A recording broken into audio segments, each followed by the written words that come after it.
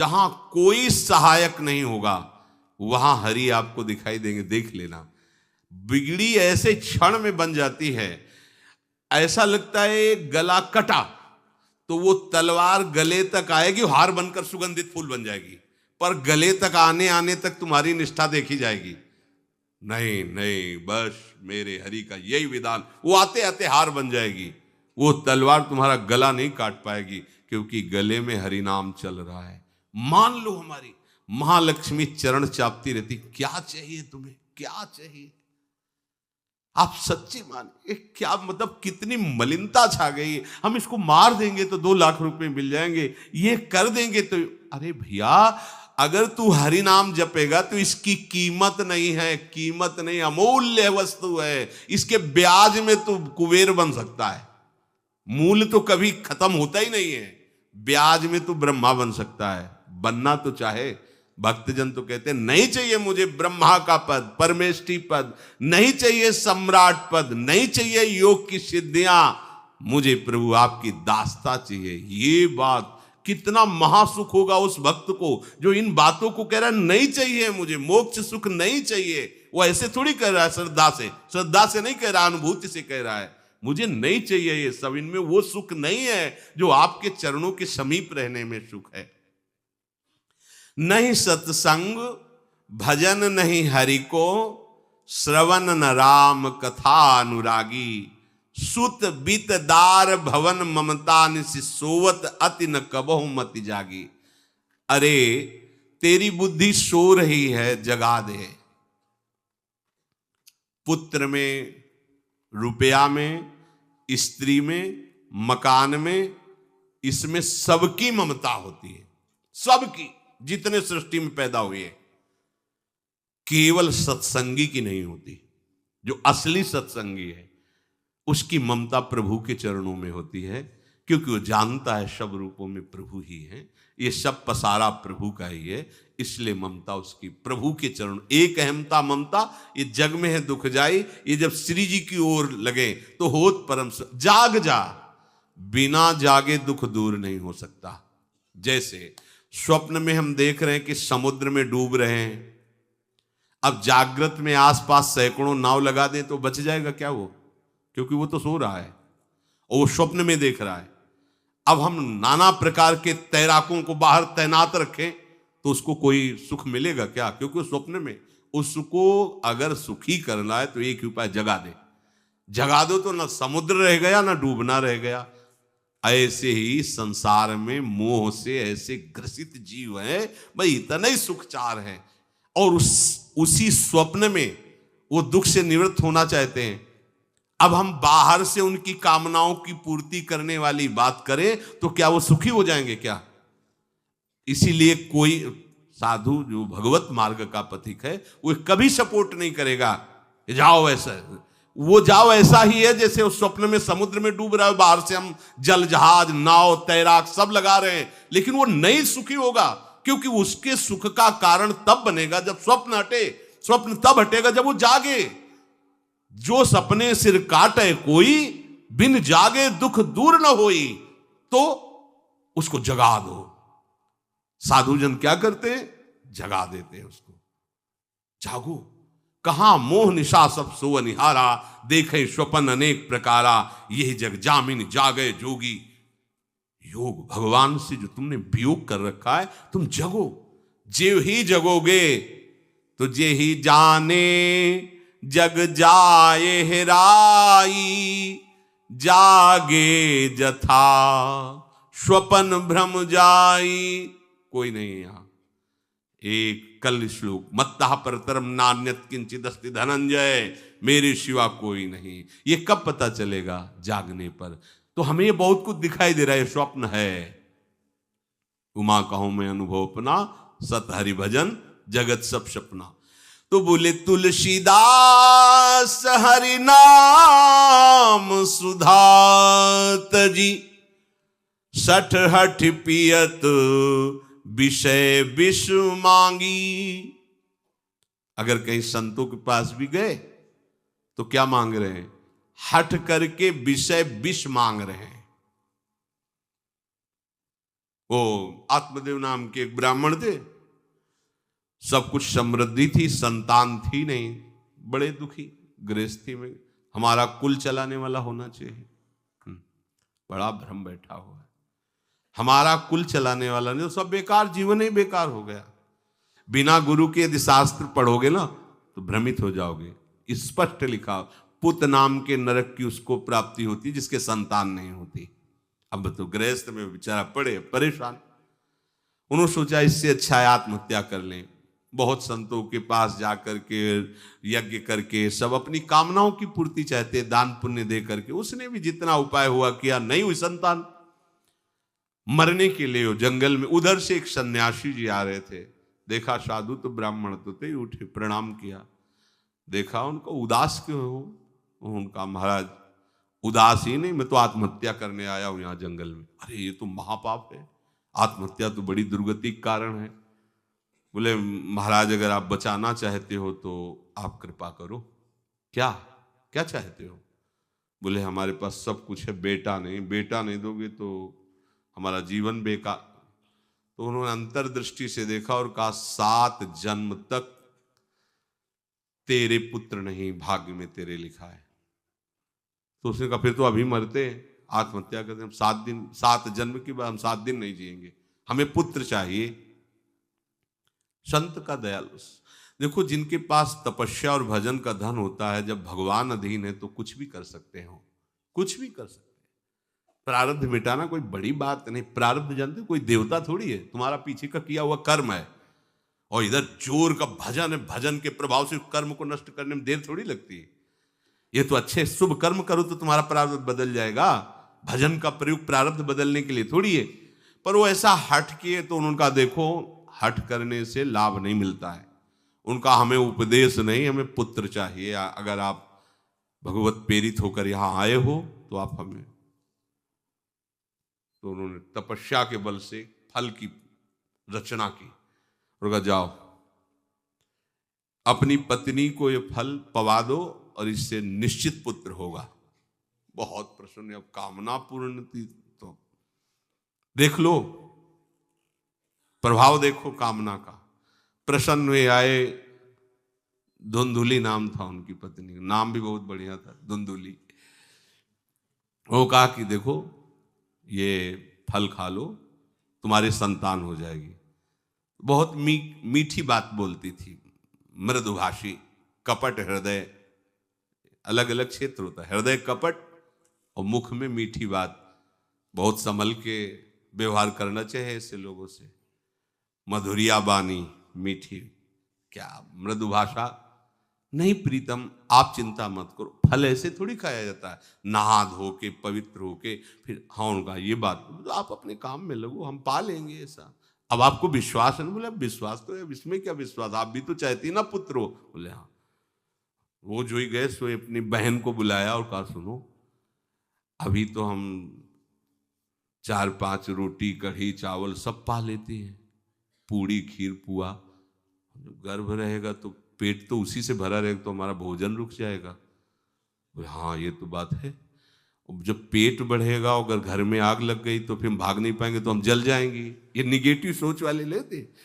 और पंडित जी तो इसी बात में लगे हैं कि गर्भ रह जाए तो क्या करें, तुम्हारा हम खाएंगे तो है नहीं पक्की बात, पर करें तो क्या करें। पंडित जी को कैसे समझो? उनका देखो एक बात है, हमारे गर्भ है, हमारे कई लड़के हो चुके हो, गरीबी है ही है हमारे यहाँ, तुम कुछ पैसा दे देना और ये नाटक करना कि मैं गर्भवती हूं, बच्चा समय होने पर हम पहुंचा देंगे, हम घोषित कर देंगे हमारा बच्चा मर गया।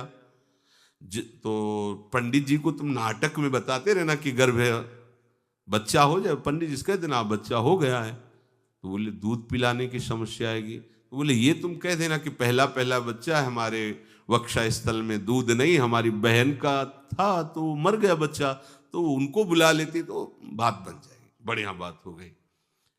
परीक्षा के लिए फल गाय को खवा दो, गाय को खवाया।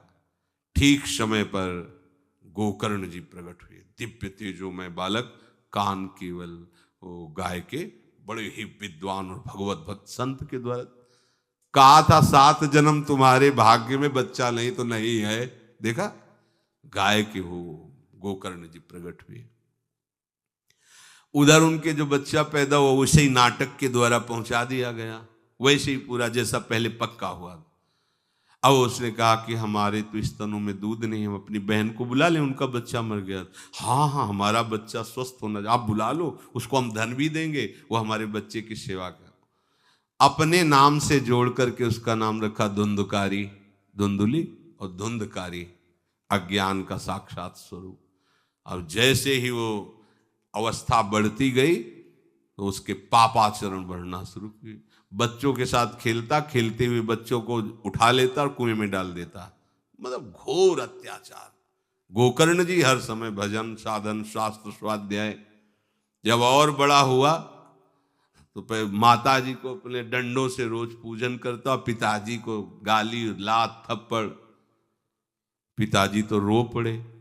गोकर्ण जी से कहा कि बेटा, हमारी गाय से प्रकट हुए पर भरोसा आप ही का है, बचा सकते हो। तो बोले पिताजी जाओ यहां से, भाग जाओ यहां से, एकांत जंगल में जाकर भगवान श्री हरि का भजन करो। उन्होंने 2 श्लोकों में उपदेश किया। दूसरा श्लोक ये, धर्मम भजस्व सततम त्यज लोक धर्मान सेवन सदा साधु पुरुषं जहि काम तृष्णाम अन्यस्य गुण दोष चिंतन मास मुक्त्वा सेवा कथा रस मोहो नितराम पिबत्वम। हे पिताजी, अब तुम लोक धर्म का त्याग करके भागवत धर्म को स्वीकार करो, एकांत में जाकर साधु महापुरुषों के संग से उनके उपदिष्ट उपदेश के अनुसार आचरण करो, प्रभु की लीला कथा सुनो, ना कोई कामना ना कोई तृष्णा, किसी के गुण दोष का वर्णन मत करना और सदैव भगवत सेवा भावना में रहना, इसी जन्म में तुम्हें भगवत प्राप्त। वो तो उधर गए।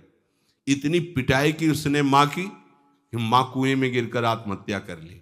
फिर तो मनमानी आचरण, कुछ वैश्याओं को रखा और चोरी करके लाया। वैश्याओं ने सोचा किसी दिन पकड़ा जाएगा ये और हम, तो उसके हाथ पैर बांध दिए, चारपाई में ला के मुख में अंगार डाल, वो मरा भयानक प्रेत। कामना ने क्या किया, सर्वनाश। किसी को हरि विमुख होकर कभी सुख मिल सकता है?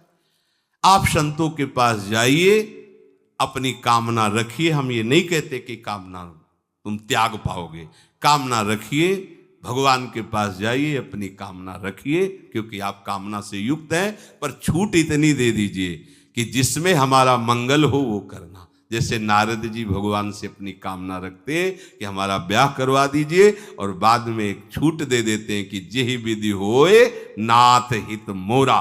तो हरि को अच्छा लगेगा, गुरुजनों को अच्छा लगेगा कि इस कामना से इसका कोई जीवन बाधित नहीं होगा, वो पूर्ण भी कर देंगे। और अगर लगा कि इसका पतन हो जाएगा तो आप रोते रो तो भी कामना की पूर्ति नहीं करेंगे। उत्तम बात तो ये है कि कामना हरि की प्राप्ति की करो, वो सर्व सुख स्वरूप हैं। किसी का अन्य आश्रय अन्य बल ना लेते हुए अपने श्यामा श्याम के चरणों का आश्रय लेकर निरंतर भजन करो तो ये अनुभव हो जाएगा कि सुख किसे कहते हैं। अभी तुम्हें परिचय ही नहीं मिला, सुख किसे कहते हैं। सुख सच्चिदानंद है, सुख एक रस है, सुख अविनाशी है। वो सुख सदैव बढ़ता रहता है, घटता कभी नहीं। एक रस होते हुए भी प्रतिक्षण वर्धमानम है, कभी कभी अंत नहीं होता इस सुख का। ऐसे अनंत सुख के लिए हमें मनुष्य जन्म मिला है। प्यारे, इसे मत खोइए। हर समय राधा राधा राधा राधा राधा, और किसी को दुख मत दीजिए। कोई गंदा नशा मत कीजिए, कोई गंदे आचरण मत कीजिए, गंदा भोजन मत कीजिए जिससे अन्य जीवों को कष्ट हो। ऐसा कोई भोजन स्वीकार मत करो। इसी जन्म में आप देख लेना, इसी जन्म में आपको वो वस्तु मिल जाएगी, निहाल हो जाओ। हम किसी पक्षपात की बात नहीं करते। अगर इस छाती को बचपन से अभी तक ऐसा, तो हम कह देते कि भाई आगे कुछ भी हो, कोई भी हमारी गलती हो, हम ये मान सकते हैं। पर हमें ये पता चला कि बचपन से आज तक जलता ही रहा, कभी शांति नहीं मिली, भागता ही रहा पर कभी विश्राम नहीं मिला। पर हम ये आपको कह रहे हैं कि जैसा प्यार प्रभु वैसा अन्यत्र कहीं कभी कहीं नहीं मिला। और प्रभु के प्यार का मूर्तिमान स्वरूप हमारी प्यारी जू, निहाल कर दिया प्रभु ने। प्यारी जू के चरणों का आश्रय और उनका परिचय देकर पूछो, बस यहाँ वाणी मौन हो जाती है। प्यारी जू तो प्यारी जू, और हम ही नहीं, आप सब महाभाग्यशाली है। वृंदावन आए, राधा किशोरी जी के घर में आए और उनकी चर्चा सुन रहे, उनके सिद्धांत सुन रहे, कहीं ना कहीं आपके अंदर उनकी तरफ बढ़ने की इच्छा भी है, ये बहुत बड़ी बात है। बस इस इच्छा को, इस आशा को इतना बढ़ा लो कि कोई इच्छा न रह जाए, कोई आशा न रह जाए, हर समय निरंतर नाम जप करते रहो। तुलसीदास हरिनाम सुधा तज, भगवान नाम तज कर विष मांगते हो। सूकर श्वान श्रृगाल सरिस जन, जनमत जगत जननी दुख लागी। ए काहे को ऐसी गालियां सुनोगे, ये गालियां है। ए सुअर कुत्ता की तरह जीवन व्यतीत करते हो। धिक्कार तुम्हारी मां को जो तुम्हारे जैसा पुत्र जन्मा। अपनी इंद्री की पुष्टता के लिए दूसरों को मार देते हो, चाहे रसेंद्री चाहे जनेंद्री। इंद्रियों की पुष्टता के लिए जानवर जैसा बर्ताव करते हो। कैसा तुम्हारा जीवन है। केवल एक क्षण के सुख के लिए दूसरे को जला दिया, काट दिया, मार दिया, चाहे रसेंद्री का सुख चाहे जनेंद्री का सुख। एक क्षण के सुख के लिए उसका गला काट दिया, उसको रांध के खा रहे हो, उसके साथ भोग किया, उसको काट के फेंक रहे हो, उसको जला रहे हो। क्या तुमसे तो अच्छा सुअर कुत्ता है कि वो अपनी योनि के अनुसार बर्ताव कर रहा है। तुम मनुष्य योनि होकर ऐसे गंदे काम करते हो। सुधर जाओ। कैसी मलिनता छा गई है, कैसी मलिनता। अगर उनको शब्दों से बोलें तो बहुत बुरा लगेगा। इस शरीर में क्या है। अगर यहां से चमड़ी हटा दी जाए तो यहां मलाशय है, मल भरा हुआ है, मूत्राशय है, उनके द्वार हैं। संसार का सबसे बड़ा सुख यही माना जाता है। ये मल मूत्र का भांड शरीर चिकना रहे, स्वस्थ रहे और इसी को भोगने को मिले, बस यही तुम्हारी पूर्णता है। ऐ सुखरास स्वरूप भगवद अंश, तू इस प्रकृति के रचे हुए खेल में कभी तृप्त नहीं हो सकता। विचार करके देखिए आपका मन कहां आपको फंसा रहा है।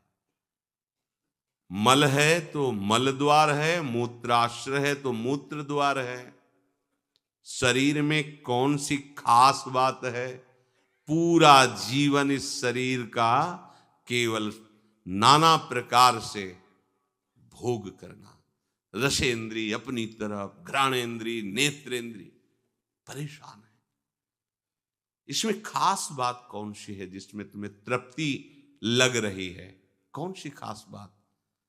अगर तुम मलमूत्र के द्वारों में खेल रहे हो तो मलमूत्र के कीड़े से बढ़कर तुम्हारी योग्यता नहीं। समझिए, आप समझिए, वो भी जीव है भगवदंश, जो मलमूत्र का कीड़ा बना हुआ नालियों में डोल रहा है। तुम भी तो उसी नाली में तो डोल रहे हो। यदि भगवदंश होकर भगवान नाम जप नहीं कर रहे हो, अपने स्वरूप को नहीं समझ रहे हो, चिदानंद सुख की तरफ आकर्षित नहीं हो रहे हो, तो गोस्वामी जी कह रहे वे अभागी हैं। हम लोग अपने को बड़ा भाग्यवान कब मानते हैं। जब विषय भोगों की बाहुल्यता हो जाए। देखो कैसी बुद्धि भ्रमित हो गई है। अभाग्य को हम भाग्य मान रहे हैं। बड़ा आश्चर्य होता है। कैसा मतलब, अगर उनको बोलना अच्छा नहीं लगता, पर यह है कि समझ जाओ तो भाई समझ जाओ। जिन अंगों को छूने के बाद कई बार पवित्र करने के लिए रज आदि लगा करके, उन्हीं अंगों पे तो आसक्ति है तुम्हारी। उन्हीं अंगों को तो तुम सर्वस्व सुख समुद्र मान रहे हो। क्या है। बहुत बार जन्मे हो, मरे हो, भोगे हो प्यारे, ये एक बार प्यार कर लो हमारे प्रभु से, एक बार कर लो। ये भ्रम बिना भगवद आश्रय के भव भय भंजन पद विमुख अभागी। ये माया का, अविद्या का भ्रम नष्ट करने वाले जिनके चरणारविंद हैं, उन श्री हरि से तुम विमुख हो। अरे अभागी, तुम नरक तुल्य भोगों को भोग रहे हो। ये बिना सत्संगी के ये शब्द नहीं पचा सकते आप, क्योंकि आप उसी में रमण करते। आपको लगेगा क्या है, फिर जिंदगी क्या रह गई। अरे अभी देखा क्या है, जिंदगी क्या है। निहाल हो जाओगे, नाच पड़ोगे, मस्त हो जाओगे। किसी का कोई भय नहीं, कोई चाह नहीं। सौंदर्य समुद्र, प्रेम समुद्र, ज्ञान समुद्र जब प्रीतम गले लगाएंगे निहाल हो जाओगे।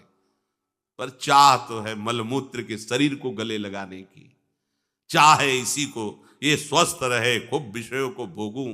कैसी दुर्बुद्धि छा गई है और बढ़ती चली जा रही है दुर्बुद्धि। ये ऐसी तृष्णा बढ़ती चली जा रही है, पूछो मत। सावधान हो जाओ प्यारे, बहुत कम समय है, तुम्हारा शरीर छीन लिया जाएगा, जबरदस्ती छीन लिया जाएगा, ना चाहते हुए तुम्हारे शरीर का नाश हो जाएगा। मान लीजिए एक चंद समय है, कुछ समय है, जिसे तुम 80 साल 100 साल समय ऐसे गए। ब्रह्मा जी के लोक में एक कमल की पंखुड़ी ऐसे छेदी जाए तो मृत्यु लोक का 1 वर्ष हो जाता है। कितना तुम्हारे पास समय? हमारी रात सोने में चली जाती है, दिन नाना प्रकार के भोगों के संग्रह के लिए, कमाई के लिए, भोगों के भोगने के चिंतन में चलिए। हमारा सच्चा जो मार्ग है, जो सत्य मार्ग है, जहां सुख मिलना है, हमारे पास समय नहीं उसके लिए। किसी से बात, हमारे पास समय नहीं है। वाह, समय का बढ़िया सदुपयोग कर रहे हो, परिणाम तुम्हें समझ में आएगा। गोस्वामी जी कह रहे हैं कि निश्वासर रुचि पाप असुचि मन, ये मन अपवित्र हो चुका है भोगों का चिंतन करने से, रात दिन पाप हो रहे हैं, समझ में नहीं आता कि हम पाप कर रहे हैं।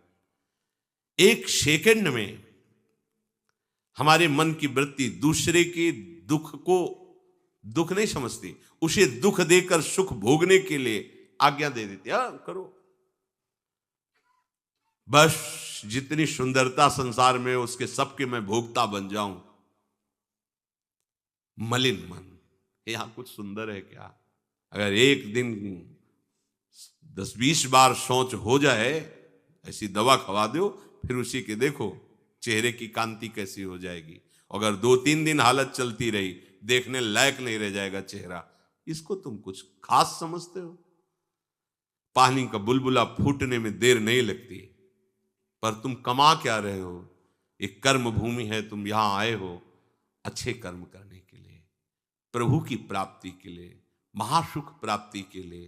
पर कह रहे निश्वासर रुचि पाप, रुचि पूर्वक पाप कर रहे हैं। छल पूर्वक आपने किसी का धन अपहरण कर लिया, किसी की हिंसा कर दी, व्यभिचार कर लिया। आप अपने मित्रों में बैठकर अहंकार पूर्वक बात करते, तुम्हें पता है मैंने इतने रुपए उड़ा दिए, उसको पता भी नहीं चलने दिया। पता है तुमने आज हमने उसके साथ एक गलत किया, कोई कुछ नहीं कर सकता। इतने वीर नहीं हो। वही कर्म तुम्हारा जब फलीभूत होगा, तुम्हें ब्रह्मा भी नहीं बचा पाएंगे, त्राहिमाम बोलने का अवसर भी नहीं रहेगा। देख लेना, देखने लायक नहीं रह जाओगे। सावधान हो जाओ। देखो ये सत्संग है तुम्हें सत्य वस्तु की अनुभूति कराने के लिए। तुम जहां असत में राग किए हो तो चुभेगा, तुम्हें जलन पैदा होगा। हम चाहते हैं कि तुम्हारे हृदय में ये बात लगे और तुम्हारी शूरवीरता जागृत हो, जो भगवद अंश की है, और तुम असत का त्याग करके भगवत मार्ग के पथिक बनो। खलिमति मलिन निगम पथ त्यागी, ये भगवत वाणी गीता जी, श्रीमद् भागवत जी और भी भगवत प्रेमी महात्माओं के वचन, ये महासुख के लिए हैं। तुम इनका त्याग करके मनमानी आचरण कर रहे हो, बहुत समय नष्ट कर रहे हो, आप पछताना पड़ेगा। ऐ खल, अपनी मति को असत आचरणों में मत लगा, अपनी दुष्टता को मत बढ़ा और गर्व करता है कि मुझे कोई भी परास्त। तुम हो क्या? हो क्या तुम? एक सेकंड में दिल की गति रुक जाए, तुम हो क्या? कुछ नहीं हो, कुछ नहीं रोक सकते हो। सावधान हो जाओ। राधा राधा राधा, सावधान होकर चलोगे, महासुख स्वरूप तुम हो, तुम्हें किसी और सुख की जरूरत नहीं है। हमारी दुर्दशा ऐसी क्यों है? नहीं सत्संग, सत्संग केवल भगवत प्राप्ति के लिए होता है। बड़े भाग पाइप सत्संगा, विनय प्रयास होई भो भंगा, ये मनोरंजन नहीं है। इसीलिए सत्संग मिलना दुर्लभ होता है। अगर भगवद वार्ता किसी को प्रसन्न करने के लिए, उनके मन को घसीट करके अपनी वासनाओं की पूर्ति के लिए किया जाता, उसे सत्संग नहीं कहते। हम ऐसा बोले कि सामने वाला प्रभावित हो और अपनी जेब से पैसा निकाल के हमारे पास रख के हमारे ऊपर श्रद्धा करे, हमारा प्रणाम करे, हमारी यश कीर्ति हो, ये सत्संग नहीं है। हमारी बात मानकर सच्चिदानंद प्रभु में इसका मन लग जाए, संसार के भोगों से इसका मन हट करके अपने स्वरूप में स्थित हो, प्रभु में लगे, उसे सत्संग कहते हैं। भक्ति स्वतंत्र सकल सुख खानी, और बिनु सत्संग न पावई प्राणी। सत्संग का क्या फल है? हरि से प्रेम हो जाना, संसार का राग नष्ट हो जाना। सत्संग का सीधा फल है प्रभु से प्रेम होना। अगर प्रभु से प्रेम नहीं हो रहा, आपको अपने दोस्त सत्संग में बैठने पर जला नहीं रहे, तो सत्संग नहीं हो रहा, मनोरंजन हो रहा है। जहां सभा में बैठने से आपके आग लग जाए, इतना गलत मैंने किया, इतना मैं गलत हूं, कब मैं इससे हो, जान जाओ कि सत्संग हो रहा है। जहां श्रवण से आपका हृदय दाहयुक्त होने लगे, धिक्कार हमारे जीवन को, मैंने ऐसा किया, धिक्कार हमारे जीवन को, मैं कैसा जी रहा हूं, कब ऐसा अवसर आएगा जैसा बताया जा रहा है मैं ऐसा चलूं, मतलब सत्संग हो रहा है। नहीं सत्संग, और इसका फल हरि भजन। तो बोले भजन नहीं हरि को। आप इतना दान करें आपको इतने गुना मिलेगा, आप ऐसा करें ऐसा हो जाएगा, 100 में 10 रुपए दान करें 90 आपके पवित्र हो जाए। सत्संग नहीं, ये सत्संग नहीं। 100 में 90 अपने मानिए और 10 हमें दे दीजिए, इसे सत्संग नहीं कहते। 100 के 100 का अभिमान त्याग कर प्रभु के चरणों, वो 100 है, 100 को स्वीकार मत करो तो जीवित रहोगे, 100 को स्वीकार कर लिया तो 100 हो जाओगे। 100 का मतलब समझते हो? जिन हरि भगत हृदय नहीं आनी, जीवित सब समान ते प्राणी। जीवित सब जिंदा मुर्दे के समान, ते नर नरक रूप जीवत जग। किसी भी वस्तु का अहम और ममत्व न रह जाए और प्रभु में, यह सत्संग का स्वरूप।